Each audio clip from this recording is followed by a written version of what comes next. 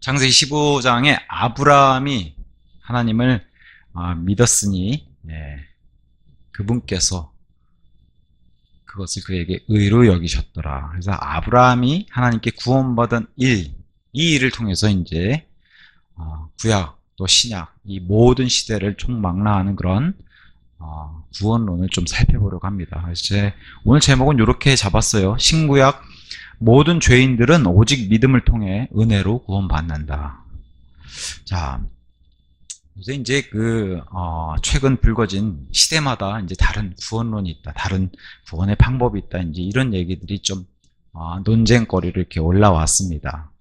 사실 근데 이제 지난 시간에도 잠깐 말씀드렸지만 실은 이제 살펴보면은 좀 자세히 들여다보면은 교회 시대에만 믿음으로 구원받고 영원한 구원의 안전보장이 있고 다른 시대는 믿음의 행위를 더해야만 구원받는다고 주장하는 거예요. 다른 모든 시대는 사실 교회 시대만 제외하고는 믿음 플러스 행위로 구원받는다고 이제 그렇게 주장을 하는 겁니다.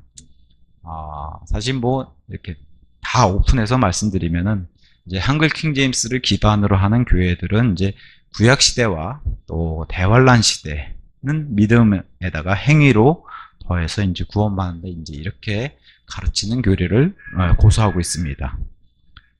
또 반면에 이제 흠정역을 기반으로 하는 그런 목회자들과 교회들, 여기에는 이제 뭐 한글 킹제임스 과거에 몸을 담았지만 거기서 옮긴 그런 목회자들도 포함되어 있는데 이런 것들을 이제 많이 토론을 했다고 해요. 과거에 이제 한 30년 전에 이제 1990년대, 벌써 이제 20세기 말이죠. 1990년대 말에 그분들이 모여서 한 토론의 결과가 이제 이렇게 얘기를 했다고 합니다. 벌써 이미 30년 전에.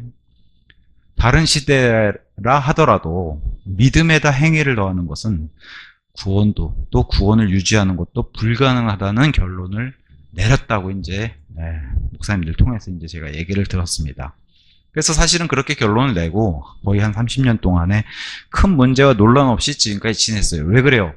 한글 킹제임스 쓰는 교회들은 자신들의 교리를 고수하고 있었고 또 흠정역 기반에 이렇게 나와서 이렇게 결론 낸 그런 교회들은 또 이런 교리들을 고수해 왔기 때문에 서로 평행성을 달려서 마주치는 게 없었기 때문에 뭐 문제가 없었던 것이죠. 근데 이제 최근에는 이제 표준 킹제임스라고 하는 또 새로운 번역본이 등장하면서 이제 이렇게 출신들이 서로 각기 다른 출신들이 모여서 여기에 모이다 보니까 원래는 이제 이렇게 수면 아래로 가라앉아 있었던 이런 문제가 이제 다시 고개를 든 것도 사실입니다.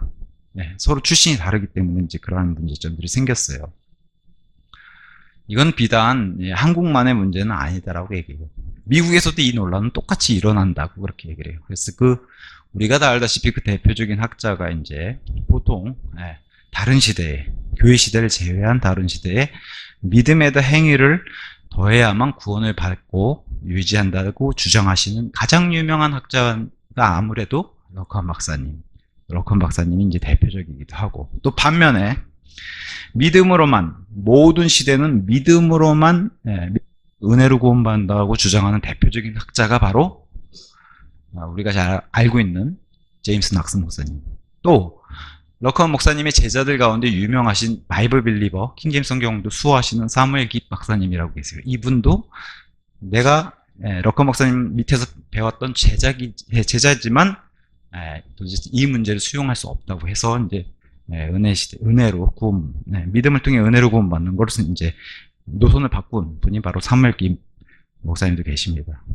다만 이제 뭐 우리가 그렇다고 해서 어떤 학자를 따른다 이렇게 얘기해서도 안 되죠. 다만 그분들의 주장이 나도 동일해서 나도 이런 표현이 좀 옳겠죠. 나도 이분들의 의견과 동일해서 그렇게 나도 주장하고 믿는다, 이렇게 이제 표현하는 게 올바른 것 같습니다. 다만 이제 성도분들의 입장에서는 좀 혼란스러울 수 있겠죠. 아무래도. 그럼에도 제가 이렇게 말씀드리는 건 다투자고 하는 게 아닙니다. 이러한 교리도 있고 이러한 교리도 있으니까 한쪽에 이러한 교리만 고수해서 그것만 학습을 배우면은 사람이 또 기울어질 수 있으니까 반대쪽에서 이렇게, 제가 이제 오늘 이 시간은 변론을 하는 거예요. 그렇게 주장하는 분이 계시면 저는 이런 변론과 제가 가지고 있는 믿음과 교리가 이렇습니다. 그래서 여기서는 이제 성경을 바라본 시각과 해석의 차이에서 오는 그런 틀린 게 아니라 다르다라고 표현할게요. 저는 다름이라고 이제 이렇게 표현하겠습니다. 좀 전에 제가 말씀드렸다시피 이런 것으로 인해서 형제들 간에 다투거나 그렇다고 저주하거나 교제가 끊어지고 이런 일은 하면 안 돼요. 우리가 해야 될 일도 아니고. 다만 제가 이렇게 목회하고 있는 교회에서는 저희는 이게 공식 교리입니다. 우리 교회는 이게 공식 교리입니다. 라고 이제 말씀드리는 거고, 좀 전에 제가 말씀드렸다시피 변론하는 거예요. 이와 같이 주장하는 그런 교리 주장이 있으면 저는 그것에 대해서 반대에 변론하고 있는 것을 알리려고 하는 겁니다. 다만 이제 서로의 주장이 강하다 보니까 평행선을 달리는 건 어쩔 수 없는 것 같아요. 평행선을 달리는 건. 이렇게 주장하시는 분이나 그 반대를 주장하는 분이나 다 성경을 가지고 얘기하는 거기 때문에, 우리가 뭐 딴 데서 말을 지어서 하는 것이 아니기 때문에 성경을 가지고 하는 주장이기 때문에 평행선을 달려요. 그래서 제가 좀 전에 기도하면서 말씀드린 것처럼 지금 창세기를 진도를 나가고 있는 중이고, 창세기에서 마침 믿음의 모든 믿는 자들의 조상이 된 아브라함이 구원받은 창세기 15장을 진도로 나가면서 마침 그걸 통해서 창세기는 모든 성경의 기초 모판, 여기서부터 시작하는 기초를 놓는 거기 때문에, 그래서 이 아브라함의 의를 통해서 제가 변론하는 겁니다. 그래서 이런 시간들을 좀 마련했습니다. 일단 결론적으로 이렇게 저의 결론을 먼저 얘기하고 하면 좋을 것 같아요. 저는 성경에서 말하는 우리가 보통 세대주의적인 관점 매우 중요하다고 생각해요. 모든 시대를 구분하는 거. 그게 양심이 작동 안 하는 에덴 동산 시대든 아니면 양심이 작동하는 타락 시대든 그 이후 율법 이전 시대, 이후 시대, 홍수 이전 시대 해서 율법 시대, 그 다음에 교회 시대, 대환란 시대, 천년 왕국 시대, 영원 시대, 이렇게 나누는 거 매우 중요합니다. 그래야만 또 복음들도 서로 성경에서 나눠져 있고, 그래야만 또 이스라엘과 교회도 구분할 수 있고, 또 대환란의 성도들이어서 다 같은 성도가 아니잖아요. 이런 것들 구분하는 거 매우 중요하다고 생각해요. 그럼에도 불구하고 모든 시대에 하나님이 베푸시는 구원은 하나님의 선물이기 때문에 이것은 동일하게 믿음을 통해서 은혜로 주셔야 한다고 저는 그렇게 믿습니다. 저는 그렇게 믿어요.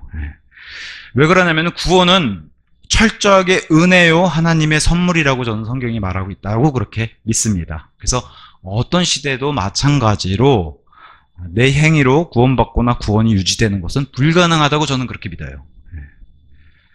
왜냐, 구원 자체가 사람에게서 나올 수 없는 거기 때문에 그래요. 내가 아무리 뭘 해도 구원 자체가 내가 나 스스로를 구원시킬 수 없기 때문에, 구원은 철저하게 그래서 하나님으로부터 와야 되는 거기 때문에, 그래서 하나님의 선물이라고 제가 말씀드리고 성경도 그렇게 얘기를 하고 있는 겁니다. 성경이 말하는 은혜는 하나님의 선물이에요. 하나님이 주셔야 하는 거예요. 은혜라는 것 자체의 정의가 그렇지 않습니까? 받을 자격이 없는 자들에게, 그죠? 우리 안에서 나올 수 없는 거예요. 그래서 불가능하다고 얘기하는 거고, 받을 자격이 없는 자들에게 베푸시는 하나님의 사랑과 호의예요. 철저하게 선물이라는 거죠. 우리가 할 수 없는 거기 때문에. 그래서 구원은 은혜요 하나님의 선물이다. 그걸 뒷받침해주는 중요한 성경이 바로 에베소서 2장 8절입니다. 너무 명백하죠.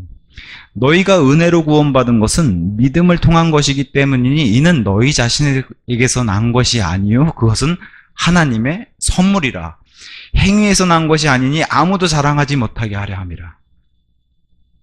이게 에베소 교회에 주신 교회 서신이라고 해서 교회에만 해당되는 게 아니라고 저는 믿어요. 구원은 철저하게 믿음을 통해서 하나님께서 주신 하나님의 선물이라는 거예요. 우리 자신에게 나올 수 없기 때문에, 그리고 행위에서 나올 수 없기 때문에 이렇게 하나님의 선물, 이것을 성경은 구원이라고 이렇게 정의를 해주고 있는 겁니다. 심지어 우리가 여기서 얘기하고 있는 것은 구원의 정의가 칭의에 해당해요. 지옥의 형벌로부터 건짐받는 칭의. 그래서 에베소서 2장 8절과 9절은 철저하게 칭의에 관련되어 있는 거죠. 근데 성화의 관점은 또 다르다는 거예요. 구원받은 이후에 믿음 생활과 신앙 생활은 성화잖아요. 칭의와 다르게 성화에서는 또 다른 문제죠. 요새 이제 주제권 구원이라는 단어들을 많이 들려와요. 로드십 셀베이션이라고 하는 주제권 구원. 그래서 내가 구원받으려면 예수님을 나의 주님으로 영접하고 내 모든 분야에 그분을 나의 주님으로 받아들여야만 구원을 받는다는 주제권 구원이라는 그런 교리가 있는데, 칭의에 관련돼 있어서는 우리가 그런 교리를 멀리하죠. 지양합니다. 근데 성화, 이건 오해하시면 안 돼요. 성화에 관련돼서는 우리가 구원받은 이후에는 우리가 예수님을 섬기고 우리가 내야 되는 선한 열매 행위들이 있어요. 이건 반드시 있어야 돼요. 저는 반드시라고 이렇게 표현할게요. 왜냐하면 모든 교회 서신들이 우리에게 요구하고 있는 게 그런 것들이기 때문에 그래요. 우리가 당연히 구원받았다 해서 우리가 입을 다물고 아무것도 하지 말라. 성경 그렇게 얘기하지 않거든요. 구원받았으면은 뭐라고 얘기해요? 에베소서 2장 10절에 명확하게 우리에게 얘기해 주죠. 이는 우리가 그리스도 예수 안에서 선한 행위들을 위하여 창조된 그분의 작품이기 때문이라. 이게 바로 성화예요. 구원받은 이후에 이렇게 하라는 거예요. 선한 행위들을 위하여 창조된 그분의 작품이니까 선한 행위들을 내라는 거예요. 이게 또 다른 말로 열매들을 이렇게 내라고 성경이 우리에게 주문을 하고 있으니까. 그 행위들은 하나님께서 우리가 그것들 가운데 살아가도록 미리 정하신 거고 이렇게 길을 닦아놓으셨다는 거예요. 그 길 안으로 해서 선한 행위들을 내라고, 열매들을 내라고. 이게 성화예요. 이런 것들을 주제권 구원 칭의랑 연결시켜서 오해를 하면 안 된다는 거죠. 성화의 단계에서는 반드시 우리가 선한 행위를 내야 된다라고 성경 우리에게 주문을 하고 하나님께서 원하신다 이렇게 얘기를 하기 때문에 그래요. 또 중요한 단어, 성경 구절, 유명한 성경 구절이 바로 디모데후서 3장 16절 17절일 거예요. 성경을 우리에게 주신 이유. 디모데후서 3장 16절 모든 성경 기록은 하나님의 영감으로 주어지는 것으로 교리와 책망과 바로잡음과 의로 훈계하기 유익하니. 유명한 구절이에요. 근데 17절에 뭘 얘기하고 있는 성경을 주는 이유도 이런 거라는 거예요. 목적이 이런 거라는 거예요. 하나님의 사람이 완전해지면 모든 선한 행위들에 철저히 갖춰지게 하려니라. 성경을 주신 이유도 모든 선한 행위들에 철저히 갖춰지게 하려니라. 이게 성화예요. 성경 기록을 주신 이유도 칭의가 아니라 칭의를 넘어서는 성화의 단계에서 모든 선한 행위들을 위하여 이렇게 주셨다. 이게 바로 성화거든요. 그러니까 성화에 관련돼 있어서는 오해를 하면 안 된다고. 칭의로 갖다 붙여가지고 이런 건 조심해야 된다고 얘기해요. 자, 성경은 철저하게 칭의에 관련돼 있어서는 하나님의 영생과 이것은 하나님의 선물이다. 자, 요한복음 4장 사마리아 여인을 만났을 때 예수님의 말씀이 하나님의 선물, 칭의에 관련돼서도 이렇게 얘기합니다. 4장 10절 예수님께서 그녀에게 대답하여 말씀하시기를 만일 너가 하나님의 선물을 알았다면 이게 구원이죠. 또 너에게 마실 것을 달라 하고 말하는 이가 누구인지 알았다면 너는 그에게 구하였을 것이요 그는 너에게 살아있는 물을 주었으리라. 여기 하나님의 선물을 구원으로 바꾸면 돼. 너가 구원을 알았다면 너가 나에게 구했을 것이다. 이렇게 얘기하시는 거예요. 하나님의 선물은 철저하게 하나님께서 주셔야만 받는 그것을 성경은 구원이라고 계속 얘기를 하는 겁니다. 그래서 로마서 6장 이 하나님의 선물 이것에 대해서 계속 성경은 그렇게 명확하게 문자 그대로 얘기를 해요. 6장 23절에서도 이렇게 얘기합니다. 자, 죄의 대가는 사망이요 반면에 하나님의 선물은 우리 주이신 예수 그리스도를 통한 영생이기 때문이라. 그러니까 이건 우리에게서 나올 수 없는 거죠. 하나님의 선물, 영생은 그분께서 와야지 우리가 받아야만 할 수 있는 거예요. 로마서 11장 29절도 이렇게 얘기합니다. 11장 29절 하나님의 선물들과 부르심에는 돌이키심이 없기 때문이라. 주시면 주신 것이지 이것을 줬다가 뺏는 이런 건 안 하신다는 거예요. 하나님은. 자, 지난 시간에 제가 창세기 15장 6절 아브라함이 주를 믿었으니 그분께서는 그에게 의로 그분께서는 그것을 그에게 의로 여기셨더라. 이게 칭의라고 이제 그렇게 살펴봤습니다. 이거랑 연결서는 상으로 해서 로마서 4장을 같이 살펴봤어요. 그래서 로마서 4장에 아브라함은 뭐라고 얘기해요? 일이면 일이고 대가, 삭이면 삭이, 일과 삭. 그러니까 행위들을 하는 사람은 자랑할 것이 있겠지만 하나님 앞에서는 없다고 얘기했어요. 행위로는 안 된다라고 얘기했어요. 이게 바로 행위와 은혜의 관계. 그래서 로마서 11장도 뭐라고 얘기해요? 행위면 행위고 은혜면 은혜. 자, 믿으면 믿음이고 행위면 행위 이렇게 얘기하지 않고 은혜면 은혜고 행위면 행위다 이렇게 설명해요. 로마서 11장이. 그래서 행위와 은혜는 상반된다고 가르쳐요. 행위가 믿음에다 행위를 더하는 걸 은혜라고 표현하지 않고 은혜면 은혜고 철저하게 100% 행위면 행위지 은혜에다 행위를 더할 수 없다고 성경은 얘기하고 있습니다. 이게. 그래서 이런 행위들과 은혜의 관계도 얘기하고 있고 아브라함이 할례자 때 받은 게 아니라 무할례자 때 할례를 받기 전에 하나님의 칭의 구원을 받은 사람이라고 얘기해요. 그래서 이방인의 대표자로 믿음을 통해 구원받은 걸 창세기 15장 그것을 로마서 4장에 설명해주고 있죠. 그래서 아브라함뿐만 아니라 다윗도 들어다가 자 아브라함은 할례자 이전에 이방인 신분으로 대표자로 아브라함을 세웠고 그 다음에 다윗은 뭐예요? 율법 전체의 대표자로 세워서 심지어 다윗조차도 아무것도 안 하고서 뭐라고 아브라함과 같이 그 동일한 복을 받았다라고 기록해 주는 게 로마서 4장이에요. 그래서 다윗도 행위들이 아니라 믿음을 통해 같은 복이 다윗에게도 임했다라고 기록해 주고 있는 게 로마서 4장입니다. 한 명은 무할례자, 한 명은 할례자의 그 대표로 해서 이 둘이 행위가 아니라 그저 다윗도 회개로서 하나님의 죄들을 용서받았다라고 기록해주고 있어요. 우리는 세대주의를 가지고 이 디모데후서 2장 15절 진리의 말씀을 바르게 나누는 이 진리의 말씀 우리 성경 구절을 알고 있습니다. 근데 한번 역으로 제가 질문을 던져보고 싶어요. 정말 바르게 나눴는가? 우리는 늘 성경을 바르게 나눠야 된다. 시대적으로 바르게 구분해야 된다라고 이제 우리는 가르치고 또 그렇게 듣는데 제임스 낙스 목사님도 이 얘기를 많이 하세요. 정말 바르게 나눴는가? 로마서 3장 20절 율법의 행실로는 정당함, 그러니까 소위 말해 다른 말로 표현하면 의롭다함을 입증받을 육체가 전혀 없느니라. 율법의 행실로는. 그래서 제가 지난 시간에도 말씀드렸다시피 믿음의 행위를 더하는 순간 구원에도 내 공로가 들어가게 되고 구원을 유지하는데도 내 공로가 들어가요. 우리 바깥에 회사, 주식회사 같은 경우는 지분을 가지고 있잖아요. 내가 뭐 10%든 49%든 51%든 지분을 가졌잖아요. 구원에도 내 지분이 들어가는데 지분이 들어가요. 하나님께. 내가 그래도 2%는 내가 했지 않습니까? 3%는 하지 않았습니까? 이런 지분이 들어간 순간 은혜가 사라지게 되는 거예요. 그게 제가 좀 전에 말씀드린 로마서 4장 2절. 만일 아브라함이 행위들로 정당함, 구원을 입증받았다면 그가 그것으로 자랑할 것이 있겠지만 하나님 앞에서는 없기 때문이라. 없어요. 행위로 입증받고 구원받았다면 하나님 앞에는 자랑할 게 없어요. 본인이 자랑하게 된다. 지분을 가지면 은혜가 사라지게 된다는 거죠. 그래서 구원도 마찬가지지만 칭의도 마찬가지고 구원 유지도 행위가 들어가면 불가능하다. 저는 그렇게 이제 말씀드립니다.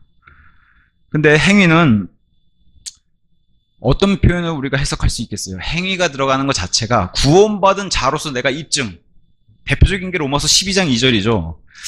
12장 2절 제가 읽어볼게요. 그런즉 이 세상에 동화되지 말고 오히려 너희는 너희 생각을 새롭게 함으로써 변화를 받을지니 너희로 하여금 하나님의 선하신 뜻과 기꺼이 받으실 만한 뜻과 완전한 뜻이 무엇인지 입증하게 하려 함이라. 입증하라는 거예요. 이렇게 구원받은 사람이라면 너희가 입증을 보여주라는 거예요. 어떤 걸로? 행위들로 인해서. 그게 다음 시간에 살펴볼 야고보서의 내용이에요. 그 얘기를 이제 다음 시간에 해보기로 하고. 자, 우리가 나오는 이 선한, 하나님 편에서 선한 행위들을 내는 것은 구원받는 자로서 이렇게 입증하는 것과 또 하나는 보상에 관련돼 있는 영역이지 칭의와 관련된 있는 지옥의 형벌로부터 벗어나는 행위로서 구원받는 있는 영역이 아니라고 제가 이제 이렇게 말씀을 드립니다. 중요한 질문. 구약의 믿음의 사람들은 믿음으로 구원받았는가 아니면 행위로 받았는가? 그러면 이제 중요한 문제가 하나 이제 수면 위로 오르죠. 그러면 구원이 취소되는가?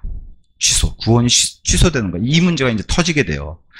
자, 믿음, 보통 이제 은혜에다가, 믿음에다가 행위 더하는, 이거, 말은 이렇게 하지만 행위를 말하는 순간, 믿음도 달아나버리고, 보통 행위를 강조할 수밖에 없으니까. 믿음도 달아나버리고, 은혜도 달아나버리게 되는 거예요. 가장 취약적이고 가장 문제가 뭐냐면, 믿음의 행위를 더한 구원의 취소가 발생하는 이런 교리가 터지기 때문에 문제가 생긴다는 구원의 취소. 이게 바로 이제 문제가 되는 거죠. 이 대표적인 구절이 야고보서 2장 10절이에요. 모든 율법을 다 지키다가 하나의 죄만 어기게 되면 뭐예요? 온 율법을 다 어기는 이 야고보서 2장 10절의 말씀으로 성경 전체를 다 뒤집어 엎어요. 그렇잖아요. 성경 전체를 다 뒤집어 엎어요. 이러면 문제가 되는 거죠. 그래서 제가 구약의 믿음의 사람들을 한번 사례를 이렇게 쭉 들어볼게요. 먼저 에녹 우리가 다 알다시피 65세 때 무드셀라를 낳고 300년 동안 하나님과 동행했어요. 300년이면 엄청난, 우리가 상상할 수 없는 그런 엄청난 시간을 하나님과 동행한 그런 기록을 남기게 됩니다. 하나님과 동행해서 휴거받은 최초의 사람이 됐죠. 그래서 히브리서 11장 5절에서는 이 에녹에 대해서 설명하면서 하나님을 기쁘게 해드린 사람이라고 돼 있는데 11장 5절 믿음으로 에녹은 옮겨졌으니 그로 하여금 죽음을 보지 않게 하려 함이라. 그런즉 그가 발견되지 아니하였으니 하나님께서 그를 옮기신 까닭이라. 이는 그가 옮겨지기 전에 그에게는 이러한 증언이 있었기 때문이니 곧 그가 하나님을 기쁘게 해드렸다는 것이라. 이런 식으로 해서 하나님과 동행을 했는데 이 동행할 때에 그 어떤 말씀들을 이 에녹이 전했냐. 유다서 14절 이렇게 얘기합니다. 아담으로부터 7번째 자손인 에녹 역시 이들에 대하여 불순종한 그런 사람들에 대하여 예언하며 이같이 말하였더라. 보라, 주께서 그분의 수많은 성도들과 함께 오시나니, 이렇게 예언을 했죠. 모든 자에게 심판을 집행하려 하시며 그들이 불경건하게 저지른 그들의 모든 불경건한 행실들에 관하여 그들 사이에 있는 불경건한 모든 것과 불경건한 죄인들이 그분을 대적하여 말한 그들의 모든 험한 언사들의 유죄 판결을 내리시려 함이라. 에녹 당시에도 이렇게 험한 언사들, 입이 거칠고 이러한 그 당시만 해도 이러한 일들에 대한 하나님의 심판을 선포한 이 에녹을 하나님이 기뻐하셨다. 이게 이제 히브리서 11장 5절에 얘기하면서 그 유명한 11장 6절이 사실은 엄밀하게 따지면 에녹에 관련되어 있는 말씀이에요. 반면에 믿음 없이는 하나님을 기쁘게 해드리는 게 불가능하다. 이게 에녹에 관련된 말씀이에요, 원래. 이는 하나님께로 오는 자는 그분께서 존재하신다는 것과, 이게 처음이죠. 그분께서 자신을 부지런히 찾는 자들에게 보상하시는 분심을 반드시 믿어야 하기 때문이라. 근데 이렇게 믿은 사람이 바로 에녹이라고 성경은 우리에게 증언해주고 있는 겁니다. 그래서 제가 좀 전에 말씀드린 대로 다행히 어떤 사람들이 주장하는 것처럼 에녹은 300년 긴 시간 동안에 구원이 취소되지 않고 믿음장에 기록이 돼 있으니 좋은 결말을 맺은 셈이죠. 어떤 사람들이 주장하는 그 구원이 취소된다고 주장하는 사람들에 의하면, 제가 이걸 비꼬는 말씀이 아니라 실제로 그분들의 주장을 받아서 설명하면 그렇다는 거예요. 여기 믿음장에 기록돼 있으니까 에녹이 만약에 구원 취소를 뚫고서 지금 구원 취소 안 되고 다행히 잘 좋은 결말을 맺었다라고 이렇게 설명할 수 있겠죠. 그분들의 주장을 받아서. 그럼 노아는 또 어떻게 해요? 노아는 11장 7절, 믿음으로 노아는 아직 보이지 않는 것들에 관하여 하나님의 경고를 받고, 말씀에 대한 경고를 받았죠. 두려움으로 움직였으며, 이 원동력을 생각해 보라는 거예요. 그러면 앞에 뭘로 출발해요? 믿음으로 출발하잖아요. 방주를 예비하여 자기 집이 구원에 이르게 하였느니라. 그것으로 그는 세상을 정죄하였고 믿음에 의한 의의 상속인이 되었느니라. 자, 하나님의 경고의 말씀을 믿음으로 두렵게 받아들여서 방주를 예비한 거예요. 망치질로 해서 이것을 통해서 망치질 해가지고 구원받은 게 아니라 믿음의 경고의 말씀을 듣고 두려움으로 움직였잖아요. 이 원동력이 뭐예요? 행위가 아니라 믿음으로 출발하잖아요. 이게 중요한 거죠. 그 다음에 방주는 성경이 뭐라고 해요? 구원의 강력한 예표하죠. 어떤 분들은 그렇게 얘기해요. 예표는 예표일 뿐이다. 이렇게 얘기하지만 예표도 예표답게 하나님이 충분히 대접해 주셨어요. 방주를 통해서 진짜로 구원받은 게 노아의 가족들이잖아요. 노아와 그의 가족들이 구원받았잖아요. 방주를 통해서. 그리고 명확하게 노아는 방주를 통해서 구원을 받고 그 심판을 쭉 지나서 새로운 땅에 문이 열려서 노아를 내놨을 때 노아가 보인 첫 번째 행동이 뭐예요? 예배예요. 제단을 쌓고. 그거는 구원받은 사람이 당연히 내야 되는 열매를 정확하게 보여줘요. 우리가 구원받지 못한 사람이 예배드린다는 것은 불가능해요. 예수님도 사마리아 여인을 만나서 얘기를 하죠. 그죠? 하나님은 영과 진리 안에서 경배드린 자들을 찾지, 그 밖에서 예배드린 건 하나님이 받지 않으시고, 심지어 사마리아 사람들도 자신들의 성전을 짓고 예배를 드리는데 하나님이 그것을 하나님이 신분이 직접 얘기하시잖아요. 요한복음에. 나는 안 받는다, 그 예배를. 그러니까 노아는 방주를 통해서 구원을 받고서 새로운 세상에 들어와서 문을 열고 하나님이 내놨을 때 바로 제단 쌓고 예배드리는 모습을 보여줘요. 그게 포인트예요. 이 망치질 해가지고 방주를 지어가지고 구원받은 게 아니라. 또 뭐라고 해요? 방주를 통해서 온 집이 구원을 받게 되고, 그래서 세상을 정죄하고 믿음에 의한 의. 히브리서 11장 7절. 믿음에 의한 의. 믿음에 의한 행위, 이런 게 아니라, 행위에 의한 게 아니라 믿음에 의한 의. 정확하게 얘기하잖아요. 노아는. 근데 노아 역시도 히브리서 11장에 기록해 주니까 망정이지, 안 그랬으면 노아도 어떻게 돼요? 새로운 세상에 들어가서 이렇게 좋은 세상에 구원받고 나와서 예배도 잘 드렸는데 좀 있으면 포도주 먹고 구원이 취소돼 버리잖아요. 그들의 주장에 따르면. 그렇잖아요. 다행히 회개했나 봐요. 기록된 거 보면. 제가 비아냥대는 게 아니라 구원 취소 교리가 이렇게 위험하다고 말씀을 드린 거예요.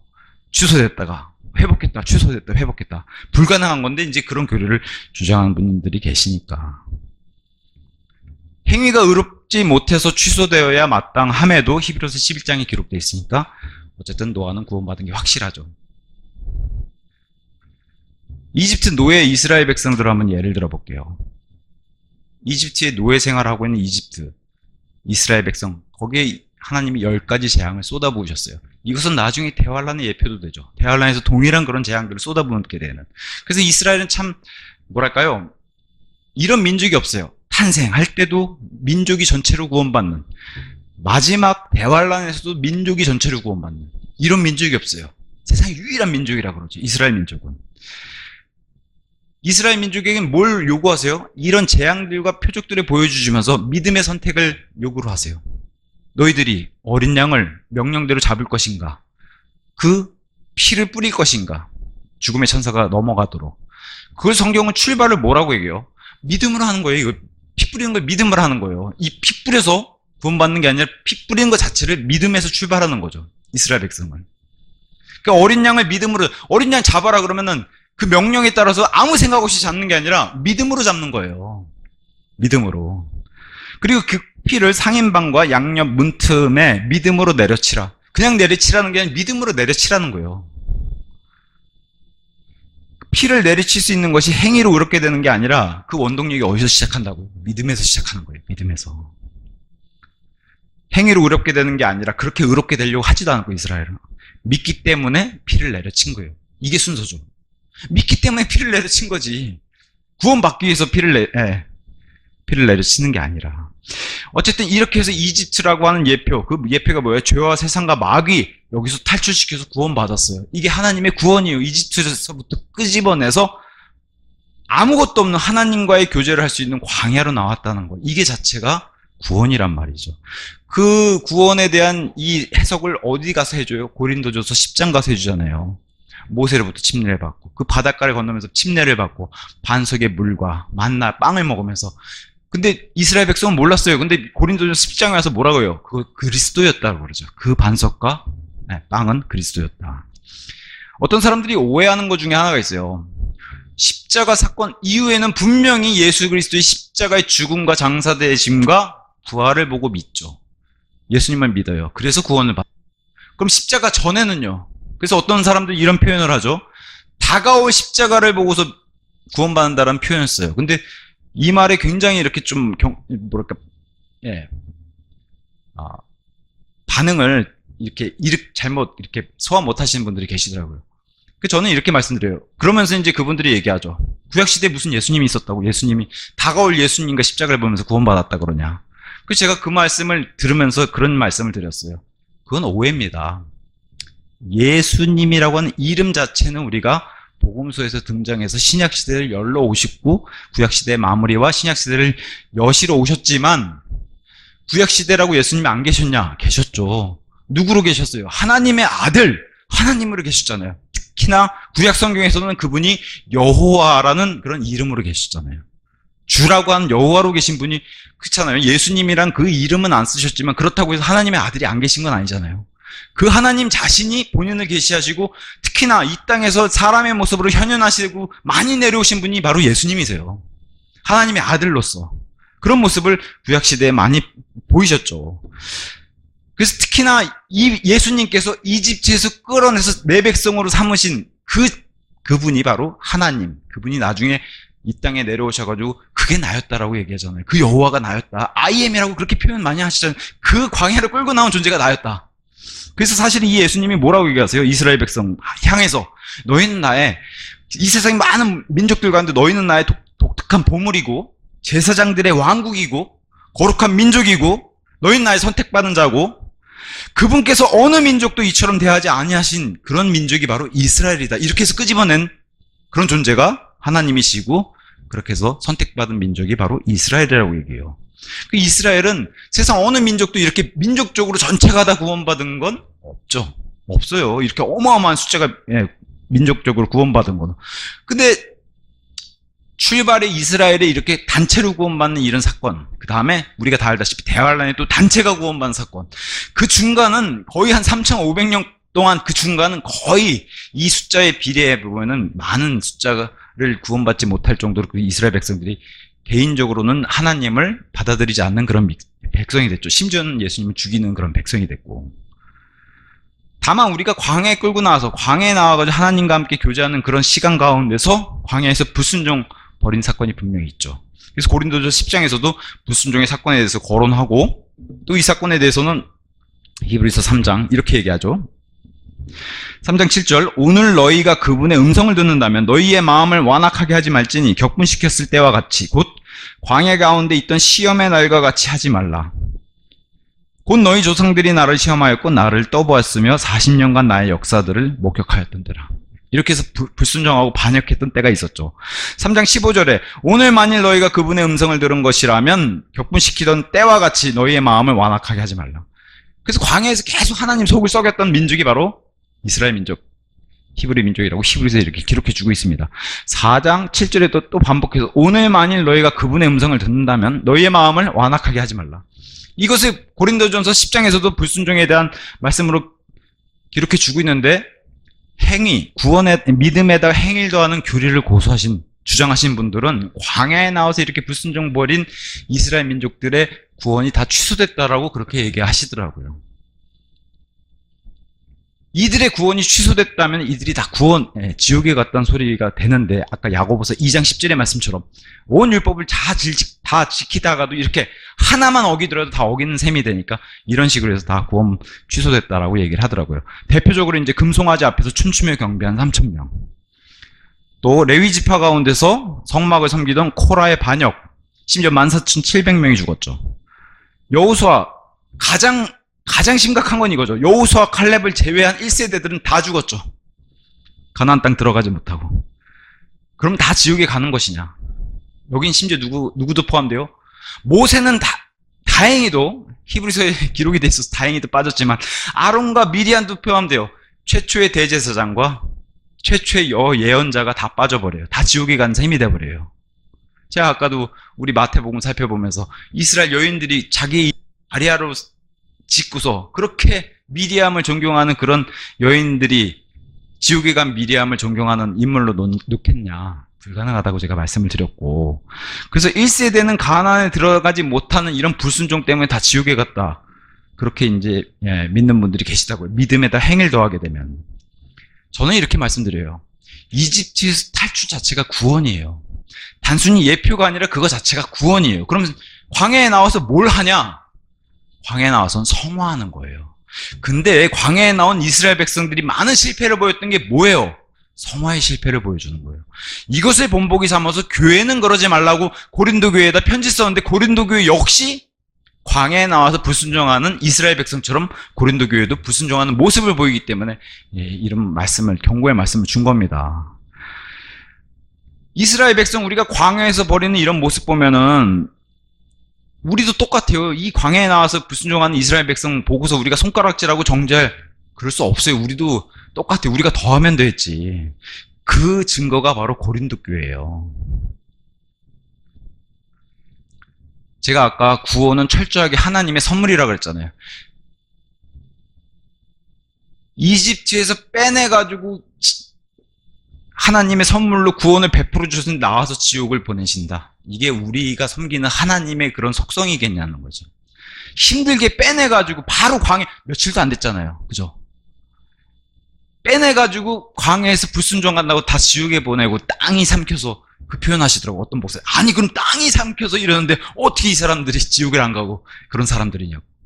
근데 모르겠어요. 그분은 거룩하게 사셔서 그런지 몰라도 제가 봤을 때는 광야에서 불순종하고 우리도 똑같아요. 맨날 하나님께 불편 보일만 하죠. 우리도 돌아서면은 만몬을 섬기죠. 우리도 뭐 하나님께 필요한 게 하나님 안 틀어지면 원망하죠. 우리는 더하면 더했지 이스라엘 광야에 있는 백성들 못지않다는 거죠. 그게 우리의 믿음 생활이에요. 이 그래프가 오르락 내리락 하는 거. 그 모습을 적나라하게 보여주는 게 광야예요. 이 사람들이 불순종해가지고 죄를 저질러서 구원이 취소되는 게 아니라. 그래서 광야 이스라엘은 하나님이 뭐라고 사도행전 7장 37절에 말씀해 주셨냐? 광야에 속한 교회란 표현을 써요. 광야에 속한 교회. 그럼 우리가 교회라는 이 단어의 정의를 다시 생각해 봐야죠. 물론 예수님이 마태복음 16장 18절에 말씀하신 것처럼 신약 시대에 열리는 저와 여러분 같은 신약 교회는 아니지만 광야에 모여있던 이스라엘 백성을 교회라는 표현을 쓰면서 더군다나 구약 성경에 표현 쓴 거 아니에요. 사도행전 신약 성경에 교회라는 단어를 에클레시아로 똑같이 쓰면서 특별한 목적으로 부르심받아서 모여있는 집단이라는 거예요. 정확하게 이스라엘 역시 교회라는 단어를 써주면서 이렇게 얘기했어요. 그럼 교회에서 이런 교회라는 단어를 예수님이 써주셨는데 교회라는 단어 안에 구원 취소가 가능하겠냐. 이것도 다시 생각해 봐야 할 문제라는 거죠. 아까 제가 말씀드렸죠. 로마서 11장 29절. 하나님의 부르심에는 돌이킴이 없다. 하나님이 부르시면 돌이킴이 없다. 다시 한번 잠깐 여기서 짚고 넘어가야 될 거. 구약에선 예수님이 많이 등장하셨죠. 네. 그래서 아까 제가 말씀드린 대로 다가올 십자가를 위해서 예수님 보고 믿었다. 이 말은 많은 사람들이 오해한다고 그랬어요. 저도 이 표현 좋아하진 않아요. 다만 그래서 어떤 분은 이렇게 표현하더라고요. 십자가 이후에 있는 사람들은 현금을 받았는데 십자가 이전에 있는 사람들은 수표를 받은 것이다. 그래서 수표를 써주고 나중에 진짜 현금으로 돌려받는 뭐 이렇게 표현하시는 분도 있는데 어쨌든 오해를 낳는 표현 중에 하나가 구약엔 예수님이 안 계셨다. 이 말씀에 대한 그런 반박을 하더라고요. 이 말씀으로. 근데 제가 반은 맞고 반은 틀리다. 다시 한번 짚고 넘어가면 예수님은 구약 시대를 마무리하시고 신약 시대를 시작하러 오신 분이 분명합니다. 십자가 사역을 하러 오신 분이고 세상죄와 죄인들의 죄들을 위해서 거룩한 피를 흘리기 위해서 오신 분으로 예수 구원자라고 하는 이름으로 임마누엘 하나님으로 오신 분이시지만 그렇다고 구약의 하나님이 아들 즉 하나님으로 안 계신 건 아니죠. 분명히 하나님으로 계셨죠. 이 예수님이. 그래서 구약 성경에 여호와 하나님으로 많이 소개되어 있고 또 성육신 전의 사람으로 현현 사람의 모습으로 등장하셔서 많이 등장하기도 했습니다. 그 대표적인 구절 중에 하나가 이사야서 사사기 2장 1절이에요. 이렇게 얘기하고 있습니다. 이후에 주의 천사가 여기 주의 천사로 이제 사람들 앞에 그러는데 주의 천사가 길갈에서부터 보킴까지 올라와서 이같이 말하였더라. 내가 너희를 이스라엘 향해서 하신 말씀이에요. 이집트에서 나가게 해주었고 친히 너희 조상들에게 맹세한 지역으로 너희를 데리고 왔노라. 그러면서 내가 이같이 말하였노라. 너희와 맺은 나의 언약은 나는 결코 깨뜨리지 않겠노라. 이분이 예수님이세요. 이 땅에 구약시대에 등장하셨던 예수님. 사도행전 7장 45절. 이 예수님에 대해서 뭐라고 얘기하냐? 7장 45절. 그 뒤에 우리 조상들 역시 하나님께서 우리 조상들의 얼굴 앞에서 내쫓으신 이방인들의 소유 안으로 가나안 땅 얘기하는 거예요. 이 가나안 땅 그 소유 안으로 예수와 함께 그것을 들여왔으니 다윗의 날들에까지 이르렀느니라. 예수와 함께. 그래서 많은 성경들이 아니 여기서 예수가 왜 등장해? 구약에 예수가 어디 있었어? 그래서 다른 성경들은 이걸 다 사람 여호수아로 다 뜯어고친 거예요. 물론 예수란 단어가 헬라어고 이 예수란 단어 헬라어를 히브리 말로 다시 번역하게 되면 여호수아가 되는 건 맞아요. 그럼에도 불구하고 성경이 정확하게 여기 예수라는 단어를 써줬죠. 가나안 땅으로 들어갔던 건 사람 여호수아가 아니라 예수님이셨다는 거예요. 이 얘기를 해주는 거예요. 그러니까 구약시대의 모습을 드러냈던 그런 분도 구약시대의 예수님, 이분이 하나님 아들로 이렇게 활약을 하신 거를 성경이 드러내고 있다는 거죠. 그래서 구약은 이렇게 말씀드릴 수 있어요. 드러내지 않은 성경의 주인공인 하나님, 즉 예수님을 믿어서 구원받았고 하나님을 믿어서 구원받은 거예요. 구약에서는. 신약에서는 사람의 몸을 입고 오신 구체적으로 아주 자세하게 계시하신 예수님을 믿어서 구원받는 거예요. 구약은 하나님, 동일한 하나님이시지만 그 하나님을 믿었고 신약에서는 그 하나님이신 예수님을 믿어서 구원받았고 이렇게 표현할 수 있는 겁니다. 자, 가나안 땅으로 들어와서 사사시대 들어가니까 삼손이라는 사람이 등장하죠. 이스라엘의 사사. 삼손은 어릴 때 구원받은 사람으로 보여요. 판관이었고. 근데 우리가 다 알다시피 삼손은 너무나 육신적인 사람이었어요. 너무나. 그러면 이것을 구원의 취소 이런 걸로 보면 안 되고 그렇게 봐서도 안 돼요. 삼손 역시도 뭘로 봐야 돼요? 성화의 실패로 봐야 되는 거예요. 성경은. 성화의 실패. 이 사람은 성결하게 사는 사람으로 이렇게 명령이 주어진 사람임에도 그걸 거절하고 육신적인 삶을 사는 사람. 우리 주변에도 많습니다. 교회 안에도 얼마나 많아요, 이런 사람들. 그런 성화의 실패로 봐야 되는 거예요. 근데 어떤 사람들은 얘기하죠. 초기에 구원받았다가 육신적인 삶인 필리스티아 여인 델릴라를 만나서 구원이 취소되었다가 마지막에 회개해서 성령님이 다시 들어오시면서 다시 구원받았다. 어디서 증명해요? 히브리서 11장에 기록되어 있으니까. 그러니까 반박은 못하겠고 히브리서 11장에 삼손의 이름이 들어가 있으니까 구원은 받았다고 얘기는 해야 되는데 억지로 끼워 맞추려고 하니까 뭐예요? 처음에 구원받았다가 구원 쭉 취소됐다가 마지막에 회개해서 다시 구원받아서 히브리서 11장에 기록되어 있다. 이렇게 얘기하는 거예요. 그러니까 이게 사실은 너무 말이 안 된다고 저는 이제 말씀을 드리죠. 자, 삼손의 너무나도 그 육신적인 죄들로 인하여 구원받은 사람이라고 보기 힘들다는 것은 인정해요. 우리가 봐도 그렇습니다. 근데 그렇다고 해서 우리가 봐서 너무 육신적이라고 해서 구원이 취소되는 건 아니라는 거예요. 왜? 저와 여러분도 삼손이랑 별반 다르지 않기 때문에 그래요. 실질적으로 육신적인 이런 행위는 안 할지라도 마음으로는 얼마든지 우리도 이런 더 악한 그런 마음을 품는 게 저와 여러분의 실상 생활이기 때문에 삼손을 뭘 할 처지가 못 된다는 거죠. 성경이 우리에게 알려주는 게 바로 그러한 점들이에요. 이러한 삼손의 기록은 우리의 배움을 위해서 기록이 돼 있는 거예요. 그러면 우리가 삼손을 통해서 뭘 봐야 되냐? 우리의 구원받은 이후의 삶, 성결하게 지내야 되는 삶, 이 성화, 어떻게 믿음 생활, 신앙 생활을 할 것인가, 이 끊임없는 질문을 던지라는 거예요. 이 끊임없는 질문들을.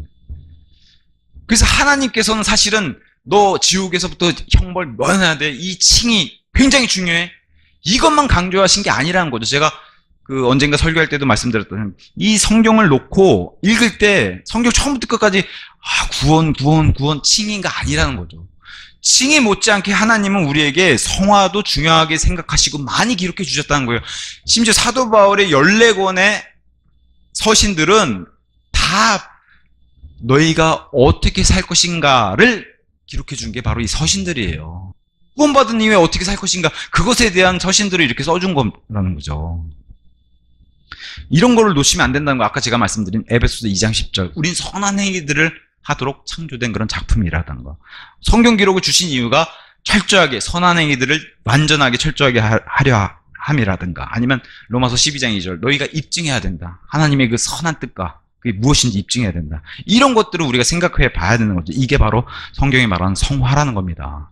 자, 성령님이 구약시대에 들어왔다가 떠나시면 구원이 취소되는가? 사실 성경은 정확하게 어디서 그런 말씀을 정확하게 주신 적이 없어요. 자꾸 이거를 신약시대로 통해서 이거를 자꾸 보니까 신약시대는 떠나시지 않는다고 하시니 그걸 가지고 구약시대에 끼워 넣으니까 성령님의 영원한 내주와 인장, 봉인 이런 말씀 통해서 구약시대는 취소가 되나 보다, 이렇게 자꾸 예측을 하는 거죠. 우리가 살고 있는 이 신약시대 교회시대는 성령님의 내주, 영원하게 떠나시지 않으신다는 말씀이 있어요. 그리고 인장, 이렇게 봉인하신다는 그런 말씀이 있을 뿐이지, 이것을 구원과 연결시켜서 그런 보증이라고 말씀드리지 이것 자체를 구원이라고 얘기하진 않는다는 거죠. 그래서 구약에는 이렇게 사람들이 많이 해석을 해놨어요. 성령님의 하나님의 일, 우리가 보통 역사라고 하잖아요. 하나님의 일을 하시기 위해서 들어오셨다가 떠나시는 이런 일들이 비일비재한 것이지, 이것을 구원과 연관시키면 이러한 큰 오류들을 낳는다는 거죠. 성령님이 들어왔다 나가면 다 구원 취소되는 걸로 이런 오류들을 낳는다는 거예요. 그 대표적인 사람이 사울이죠. 그러니까 어떤 사람들 사울이 무조건 지옥에 갔을 것이다 이렇게 얘기를 해요.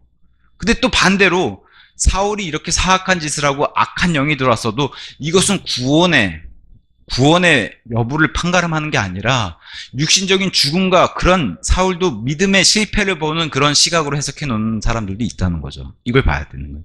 그래서 이스라엘 초대 왕, 백성들이 원해서 세운 게, 사울을 누가 세웠어요? 하나님이 세우셨어요. 그래서 우리가 이스라엘을 탈출시켜서 구원시킨 것과 다시 연관시켜서 보면 사울도 하나님이 세운 왕을 하나님 손으로 지옥에 보내게 되는 셈이 돼버리는 거예요. 과연 이게 하나님의 속성과 맞냐? 이렇게 우리가 한번 생각해 봐야 되는 거죠. 왜? 사울도 출발할 때는 겸손한 사람이었거든요. 사울도. 그리고 이스라엘 백성들을 위해서 굉장히 용맹스러운 왕이었어요. 근데 어느 순간 다만 하나님이 나는 사울보다 둘째 왕인 다윗이 좋아 해서 다윗을 뭐라고 얘기해요? 더 사랑하니까 사울은 밉고, 그러니까 사울을 죽여서 지옥 보내야지. 이게 잘못 발전하면 그 칼빈의 예정론처럼 돼요. 지옥 가기 정해진 사람처럼. 저는 지옥 가기 위해서 지옥으로 보내지기 위해서 세워진 왕, 저는 사실 그런 부분은 동의하기 어렵다고 봐요. 자, 다만 사울의 그 끝은 좋지 않았죠. 그래서 사울은 주의 영이 떠났고 악한 영이 사울에게 들어왔던 건 맞아요. 성경에 그렇게 기록되어 있으니까. 근데 이것을 구원 취소로 볼 수 있는가? 저는 없다라고 보는 그런 해석의 견해들을 하는 그런 목사님들도 꽤 많습니다. 그래서 사울에게 들어온 악한 영이라는 표현 있잖아요. 이게 참 재밌는 게 앞에 항상 그냥 악한 영이 아니라고, 사무엘기상 16장 14절, 19장 9절 주로부터 나온 악한 영 이렇게 붙어요. 또 사무엘기상 16장 15절, 23절, 18장 10절에는 하나님으로부터 온 악한 영 이렇게 붙어요. 그냥 악한 영이 아니라. 이런 것들 우리가 좀 생각해 봐야죠. 최종적으로 사무엘기상 28장 하나님이 응답을 안 해주시니까 사무엘도 그렇고 사울이 엔돌에 부린 영, 밭에 가서 이제 사무엘 불러달라고 얘기를 하죠. 그래서 사무엘이 올라와서 예언을 해요. 내일 너와 너의 아들들은 나와 함께 있으리라. 여기서 중요한 힌트를 주죠. 사울만 죽는 게 아니라 아들들이 죽는데 여긴 누가 있어요?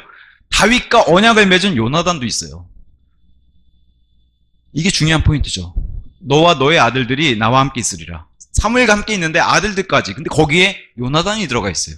어떤 분은 내려가서 갈라지지 않겠냐. 내려가면서 하나는 낙원으로 가고 하나는 그런 말씀이 없어요. 없으면 우리가 멈춰야죠. 그러니까 이것은 무조건 지옥으로 보는 것, 사울이 지옥으로 보는 것은 좀 부당하다고 저는 그렇게 생각합니다.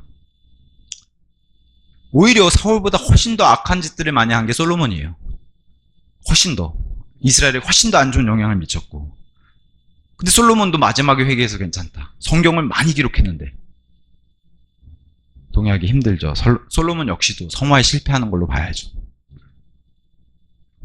다윗. 사실 사울보다 어떤 면에서는 더 나쁘다고 볼 수 있어요. 최악의 죄질이 안 좋죠. 간음과 살인. 최고예요, 최고. 이건 율법에서는 최고 형벌. 간음과 살인. 다윗이 진짜 죽어 마땅하죠. 근데 여기 하나님이 자비가 있는 거죠. 죽어 마땅한데도 하나님이 살려주시잖아요. 자, 구약에 지금까지 에녹서부터 그 시대에서부터 쭉 봤을 때 그런 의인들과 이스라엘 백성, 광야에 나와서 죄 짓는 그런 백성들과 견져봤을 때 다윗이 가장 악해요. 간음과 살인으로 봤을 때는. 우리가 다윗을 이렇게 보면은 어렸을 때 구원받은 걸로 생각해 볼 수 있어요. 그죠? 어렸을 때. 그가 양을 치던 그런 목동이었을 때. 그리고 실제로 골리앗과 전투에서 다윗이 보여준 모습은 하나님의 유소년다운 모습을 보여줘요. 그러니까 비교적 어린 나이에 구원받은. 그래서 성경에서는 어린 나이에 구원받은 아이들이 꽤 있죠. 다니엘도 그렇고, 다윗도 그렇고, 심지어 신약 성경에는 디모데도 그렇고요. 우리가 자꾸 사도 바울과 같이 명확하게 성인이 돼서 구원받는 그런 획기적인 그런 일도 있는 반면에 어릴 때 자연스럽게 이렇게 구원받는 하나님의 어린이들도 성경에 그려주고 있죠. 근데 이 밧세바와의 간음을 통해서 우리아를 살해하고 이렇게 최악의 죄질을 벌였는데도 왜 다윗은 그러면 특혜를 주냐는 거죠. 다른 사람들처럼 이건 확연히 그냥 엄청난 벌을 주고 하나님이 바로 데려가시거나 지옥에 보내셔야 되는데 다윗은 특혜, 편애하는 거 아니에요, 그러면은. 여기서 보통 이제 다윗, 성령님과 함께 다윗, 기름 부음, 여기서 구원 취소, 이런 교리들이 다시 튀어나오는데 보통 우리가 다윗을 얘기할 때, 특히 구원과 하나님의 영을 얘기할 때 시편 51편에 그 나단 예언자 얘기를 해요. 시편 51편 11절 이렇게 나옵니다. 당신의 면전에서 저를 내치지 마소서. 또 당신의 거룩한 영, 이게 성령님이죠. 저에게서 거두지 마소서. 거두어가면은 구원이 취소된다고 얘기해요. 그러면서 다음 구절 얘기하죠. 12절. 제게 당신의 구원을 회복시켜 주소서. 아니죠. 우리나라 속담에도 입은 삐뚤어졌어도 말은 바로 하라고. 자, 보세요. 시편 51편 12절은 제게 당신의 구원을 회복시켜 주소서가 아니라, 이러면 명확할 텐데 구원의 즐거움을 회복시켜 주소서 이렇게 나오잖아요. 거룩한 영과 구원의 즐거움이 뭐가 연관성이 있냐를 한번 생각해 봐야 되는 거죠. 그러면 하나님과의 교제의 관계가 끊어지는 걸 얘기해야지, 이것을 구원으로 갖다 끼워 넣으면 안 되잖아요. 구원의 즐거움이라고 정확하게 돼 있잖아요. 구원의 즐거움을 회복시켜 주소서. 그리하여 당신의 자유로운 영으로 저를 지탱하소서. 다윗이 어렸을 때부터 구원받아가지고 하나님과의 동행하면서 그렇게 믿음 생활하고 기쁘게 하나님 섬기면서 지냈어요. 그러다가 자신도 이렇게 죄에 빠져가지고 간음하고 살인까지 벌였어요. 그러면 하나님과의 관계가 당연히 끊어지는 것을 본인이 알죠. 그것에 대해서 구원의 즐거움을 회복시켜달라는 것이지, 영도 떠날 수 있으니까. 근데 이게 마치 구원을 회복시켜달라는 걸로 말을 바꾸면 안 된다는 거죠. 구원의 즐거움이랑 구원은 천지차이예요, 표현이. 그죠?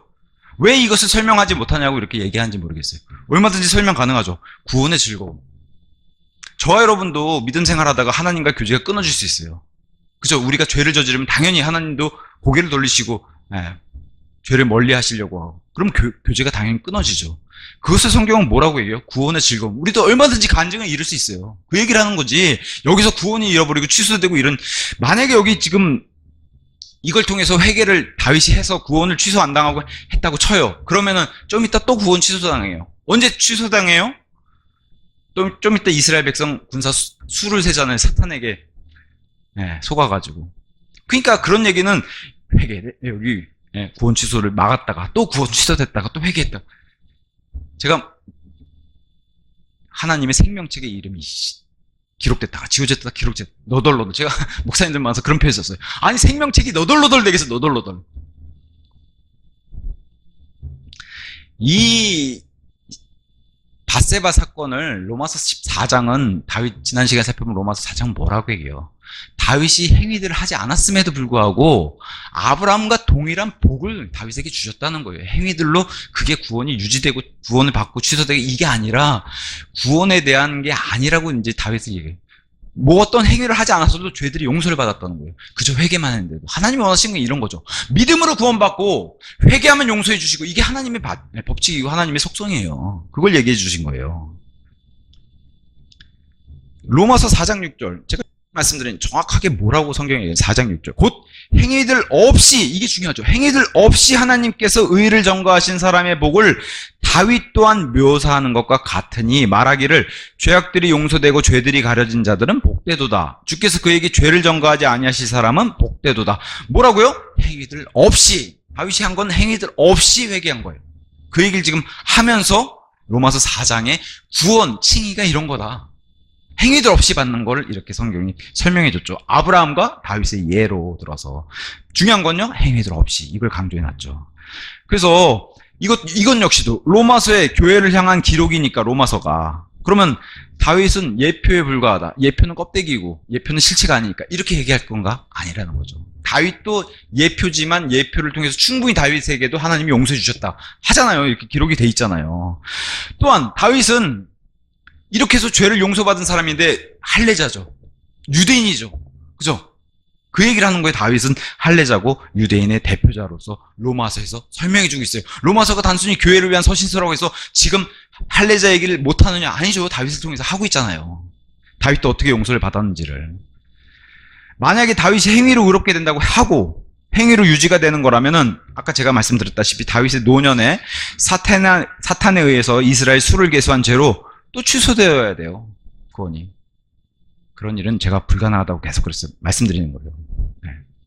다시 한번 체크해 볼게요. 구원은 하나님의 철저한 선물입니다. 우리에게서 날 수가 없어요. 그래서 죄인에게서 나올 수는 더더군다나 없어요. 그래서 하나님께서는 선물을 주셨다가 뺏었다가 주셨다가 뺏었다가 반복하시면서 생명체의 이름을 기록했다가 지우셨다가 기록해서 지우셨다가 이런 일은 불가능하다는 거예요. 만약에 믿음의 행위가 더해진다면 이게 가능하다고 얘기하는 거예요. 근데 이런 것은 불가능하다고 저는 그렇게 믿고 그렇게 말씀을 드립니다. 자, 성령님의 영원하신 내주인 우린 신약에는 이런 은혜를 받았죠. 너무 감사한 일이에요. 엄청난 은혜이기도 해요. 그럼에도 불구하고 우리는 이렇게 받았지만 반면에 구약의 성령님께서 역사하시기 위해서 들어오고 나가고 이런 걸로 구원이 받았다가 취소했다 이렇게 격화시킬 수 없다는 거예요. 그게 불가능하다고 말씀을 드린 거예요. 구약에서 성령님의 내주는 하나님의 일들을 하기 위해서 하나님이 잠시 들어왔다가 그렇게 하는 것이지 구원 취소 여부가 아니라고 이렇게 말씀드립니다. 창세기 15장 6절 성령님이 내주하지 않으셔도 아브라함이 주를 믿었으니 그분께서는 그것을 그에게 의로 여기셨더라. 이게 칭의로 그냥 하나님이 딱 땅땅땅 치시는 거예요. 자, 결론을 말씀드리면 이번 시간에 결론 로마서 11장 6절 아까도 제가 이 관련된 말씀 잠깐 드린 11장 6절. 만일 은혜에 의한 것이면 그때 그것은 더 이상 행위들에게 난 것이 아니니라. 그렇지 아니하다면 은혜는 더 이상 은혜가 아니니라. 그러나 만일 그것이 행위들에서 난 것이라면 그때 그것은 더 이상 은혜가 아니니라. 그렇지 아니하다면 행위는 더 이상 행위가 아니니라. 이 얘기는 뭐예요? 행위면 행위고 은혜면 은혜. 100% 행위면 100% 행위. 100% 은혜면 100% 은혜여야지 믿음에다 행위를 더하거나 여기 완전히 은혜랑 행위를 대조적으로 해놨죠. 행위랑 은혜는 대조적일 수밖에 없는 거라고 이렇게 해놨어요. 그래서 저는 이렇게 말씀드려요. 은혜를 구하는 자는 하나님의 전적인 공로를 찬양하고 그분께만 그분의 영광을 돌리지만 이게 은혜에 기대는 자의 자세예요. 근데 행위에 기대는 자는 자기 자랑과 지분을 요구하게 돼 있어요. 이건 은혜랑 거리가 멀어진다는 거예요.